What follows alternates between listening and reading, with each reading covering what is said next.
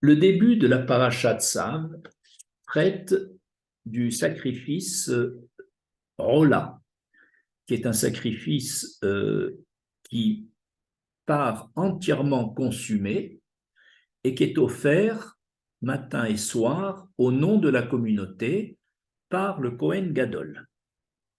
Et Dieu dit à Moshe au début de la paracha Tzav, Tzav et Aaron ve'et banav les morts, ordonne à Aaron, le Kohen Gadol, et à ses fils, et dis-leur, Zot Torat Arola. Ceci est la loi de l'Holocauste. Rashi commente ce verset et dit, Ein Tzav ela lachon ziruz, miyad veledorot. Le mot Tzav est un commandement qui demande un empressement au présent et pour les générations futures. Et Rabbi Shimron ajoute, selon Rashi, Beyoter sarir akatuv les arez bimkom sheyeshbo chisaron kis. Selon Rabbi Shimron, l'écriture enjoint à Aaron d'offrir chaque jour le korban rola avec empressement, car il s'agit ici pour lui d'une perte d'argent. Ce double commentaire de Rashi soulève 4 questions. Première question, quel rapport existe-t-il entre l'ordre impératif, tzav, et l'empressement, la zrizout, recommandé? Le rapport entre tzav et la zrizout, nous allons l'expliquer de 2 façons. Première réponse. Nous savons que chaque fois que l'Éternel nous donne un ordre, un commandement divin, surtout lorsqu'il est impératif, comme ici, par l'expression tzav, le yetzer hara, c'est-à-dire le mauvais penchant, nous incite fortement à ne pas respecter le commandement divin. C'est pourquoi, dans le Talmud Kiddushin, à la page 31, Rabbi Hanina dit « Une action est plus méritoire si on l'accomplit pour respecter un ordre divin que si on l'accomplit de soi-même spontanément. » Par exemple, si vous devez offrir 100 € à un pauvre, mais dans le cadre du commandement divin de la tzedaka qui consiste à donner le 10e de ses revenus, alors vous aurez la main lourde naturellement pour donner ces 100 € parce que vous accomplissez un ordre divin. Mais si vous le faites de vous-même, spontanément, par votre bon cœur, indépendamment de l'ordre divin, alors le yetzer hara ne vous empêchera pas tant que ça d'offrir cette somme. De même, pour le respect des parents, si on honore son père et sa mère parce que la Torah nous l'a ordonné, eh bien ce respect va devenir plus difficile à accomplir parce que le yetzer hara s'y oppose que si on le fait pour des raisons rationnelles, affectives, indépendamment du cadre divin. Alors c'est pourquoi ici, le Kohen Gadol, recevant un ordre formel, tzav, on lui demande d'accomplir le korban rola tous les jours avec empressement parce que même pour un tzaddik comme Aaron à Kohen, le yetzer hara va essayer de le refroidir dans ce commandement d'offrir le korban rola chaque jour. parce que Hachem le lui a ordonné fortement. Et c'est pourquoi on lui demande d'être vigilant et de le faire avec empressement pour contrer le Yetzer Hara. Deuxième explication. Le mot tsav, qui veut dire donner un ordre, dérive du mot tsavat, qui en hébreu veut dire s'attacher, s'unir. Donc, ici, il y a une allusion faite au Kohen Gadol par le mot tsav, qu'à travers ce sacrifice qu'il offre tous les jours, il s'attachera et il s'unira à l'Éternel, et on lui demande de le faire avec zrizout, et maintenant, et dans le futur, c'est-à-dire, si tu veux t'attacher à l'Éternel, n'attends pas la fin de ta vie, n'attends pas que ta neshama soit ramenée au ciel. Tout de suite, tu dois chercher à t'unir et à t'attacher à l'Éternel, selon le verset du Sefer Devarim, chapitre 4, verset 4, Ve'atem adbakim bashem elokechem chayim kulechem hayom. Et vous, attachez-vous à l'Éternel votre Dieu, vous qui êtes vivants, et aujourd'hui, sans attendre plus longtemps. C'est une allusion à l'injonction de s'attacher à travers les corbanotes ou aujourd'hui les prières à l'Éternel, mais sans attendre demain. Deuxième question. Comment est-ce possible que l'ordre tsav donné au Kohen Gadol concerne les générations futures, les Doroth, alors que le temple n'existe pas dans certaines générations futures comme la nôtre, et le Korban Rola ne s'offre qu'au Beth Amikdash, qu'au temple, alors comment recevoir un ordre permanent, les Doroth? C'est la deuxième question. Première réponse. Il est vrai que aujourd'hui et depuis 2000 ans, nous n'avons pas de temple. Donc, il nous est impossible d'offrir le Korban quotidien de la communauté. Alors, pourquoi est-il écrit les Doroth pour toutes les générations futures? Parce qu'en fait, nous savons que lorsqu'on ne peut pas offrir les corbanotes, ils sont remplacés, ces sacrifices-là, par les prières quotidiennes. Et ces prières existent évidemment aujourd'hui et à toutes les générations.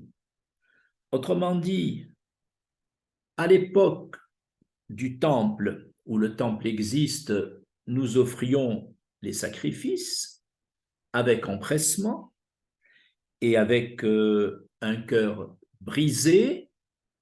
Et bien de même aujourd'hui, où il n'y a pas de temple, nous offrons en remplacement des corbanotes nos prières quotidiennes, le matin, l'après-midi, le soir, avec également un cœur brisé et avec empressement. C'est la première réponse. La deuxième réponse, selon le Talmud Menachot, à la page 110, toute personne qui s'investit dans l'étude de la Torah n'a pas besoin d'offrir ni holocauste, ni sacrifice rémunératoire, ni sacrifice expiatoire. Or, lorsque le temple existe, on peut s'acquitter des sacrifices ou étudier. Et lorsque le temple, à la période où le temple n'existe pas, eh ben, il reste l'étude de la Torah qui vient remplacer les corbanotes qu'on ne peut pas offrir. Ainsi, on a justifié le mot les Doroth. Et d'ailleurs, il y a une précision dans le texte à la fin du verset qu'on a cité au début de ce cours, il est écrit que le rolla va brûler Kol alayla ad boker. Traduisons, toute la nuit jusqu'au petit matin. Le rolla brûle toute la nuit jusqu'au petit matin. C'est une allusion. Toute la nuit, c'est la période d'exil où le temple n'existe pas, et jusqu'au petit matin, c'est-à-dire jusqu'à l'arrivée du Mashiach à l'aube. Troisième question. Pourquoi Rabbi Shimron lie-t-il l'empressement à la perte d'argent? Nous allons citer 3 réponses. Première réponse. Quelle perte d'argent le Kohen Gadol aurait-il en offrant tous les jours le sacrifice du rolla? Eh bien, du fait que ce sacrifice, contrairement aux autres, est entièrement consumé, et donc le Kohen Gadol n'en tire, et tous les Kohanim n'en tirent aucun profit, contrairement aux autres sacrifices, où ils ont droit à la consommation d'une partie ou du sacrifice entier. Donc, étant donné que dans le Korban Rola, le Kohen Gadol n'en tire aucun profit, cela pourrait entraîner un refroidissement, une indolence dans cette offrande. Et on vient lui dire, fais-le avec zèle et empressement. De plus, selon Ramban, il s'agit de la perte pour le Kohen Gadol, non seulement de la viande du Korban Rola dont il ne peut plus profiter puisqu'il part en fumée, mais en plus, il est exigé au Kohen Gadol de prendre de ses propres finances l'offrande végétale qu'on appelle la mincha, l'oblation, qui est imposée au Kohen Gadol tous les jours pour accompagner le Korban Rola quotidien. Et là, évidemment, il doit prendre de sa propre caisse tous les jours la valeur de l'offrande végétale. Donc, nous comprenons que puisqu'il y a perte d'argent, cela pourrait refroidir l'ardeur du Kohen Gadol, et on vient, dit Rabbi Shimron, lui rappeler que là où il y a perte d'argent, il faut être plus vigilant et plus empressé dans l'accomplissement des mitzvot. La deuxième réponse pour le lien entre l'empressement et la perte d'argent.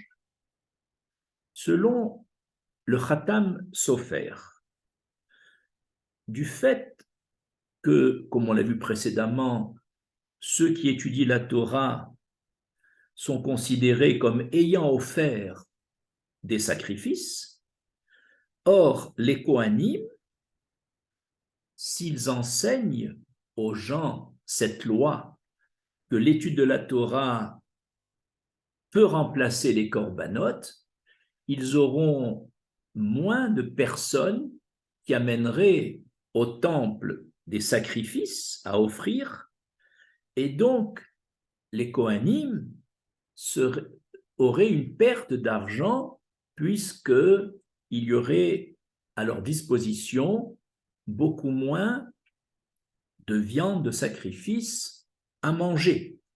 Et donc, ils seraient tentés de ne pas révéler que l'étude de la Torah peut remplacer les corbanotes. C'est pourquoi Rabbi Shimron vient dire « Soyez empressés à révéler au béné Israël l'importance de l'étude de la Torah qui remplace les corbanotes, même si cela entraînerait pour vous une perte d'argent. » Et la troisième explication pour le lien entre l'empressement et la perte d'argent, ici, le mot kis, qui habituellement veut dire chisaron kis, mot à mot, c'est une perte dans le porte-monnaie, c'est-à-dire une perte d'argent. Mais chisaron kis peut se lire également chisaron, un manque, kis, c'est un écran protecteur. Par exemple, les paupières sont un écran protecteur pour l'œil humain quand l'œil ne veut pas voir un spectacle désolant. Il y a des paupières. Les oreilles, quand elles ne veulent pas entendre de paroles désolantes, on a un moyen de boucher les oreilles. Ainsi, Hachem a prévu pour chaque membre un écran protecteur, sauf pour le cœur. Dans le cœur, il n'y a pas, le cœur, ou plus exactement plutôt pour la pensée, il n'y a pas d'écran protecteur. Et comme le sacrifice de Rola est offert pour expier les fautes de la Mahashava, les fautes de la pensée. Donc, on vient nous dire à propos du Korban Rola, attention, dans vos pensées, vous n'avez pas d'écran protecteur.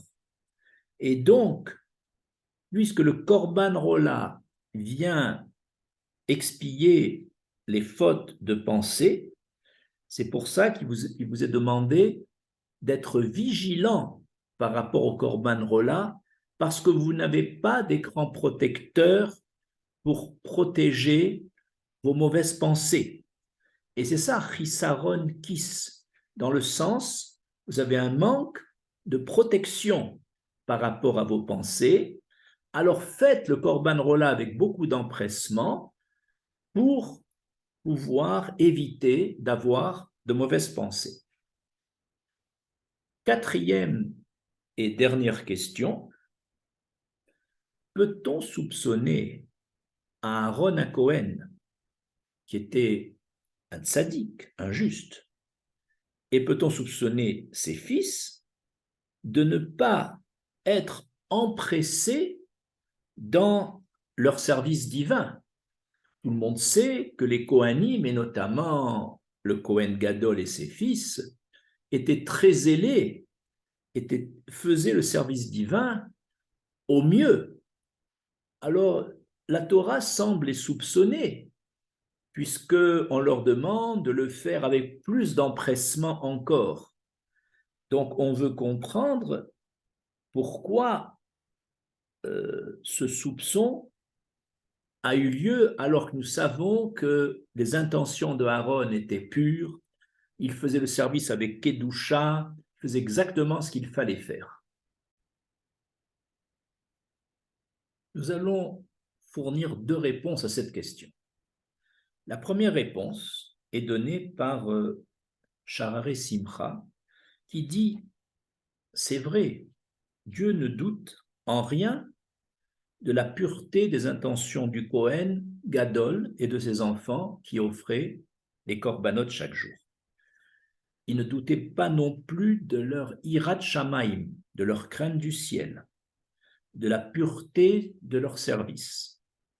Mais ce que craignait l'Éternel en demandant de le faire avec empressement, c'est que ce commandement ne soit pas accompagné de la joie, de la simcha, de la mitzvah. C'est-à-dire qu'il n'y ait pas assez d'enthousiasme pour le faire. Pourquoi?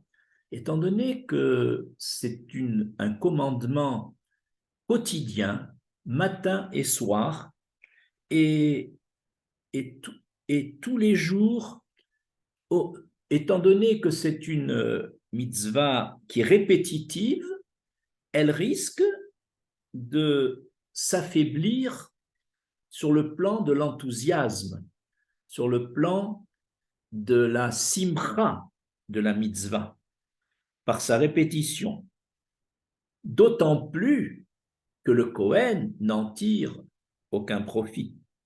Or, n'oublions pas que quand on accomplit une mitzvah, la mitzvah elle-même, c'est le corps, mais la joie qui accompagne cette mitzvah, l'enthousiasme de cette mitzvah, c'est l'âme, c'est la neshama. Donc, l'Éternel vient demander au Kohen Gadol et à ses enfants, dans cet empressement, c'est un empressement, un zèle pour ressentir la joie de la mitzvah.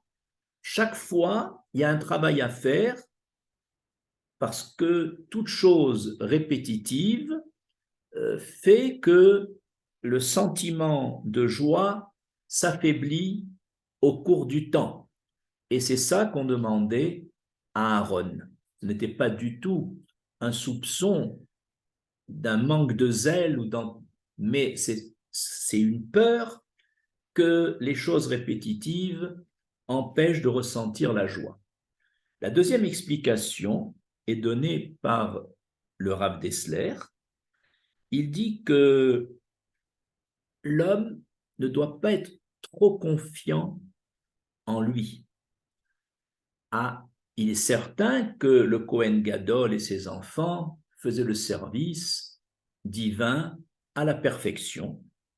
Cependant, sans s'en rendre compte, inconsciemment, et c'est humain, le fait qu'ils ne tiraient pas profit de ce Korban Rola, et même ils avaient des dépenses personnelles, ça leur posait un petit tsarar, c'est humain, une petite souffrance, un petit refroidissement dans leur ardeur, et donc, même si ce sont des tzadikim, et le Yetzer Hara aurait pu exploiter cette petite inconvenance pour les refroidir dans leur ardeur.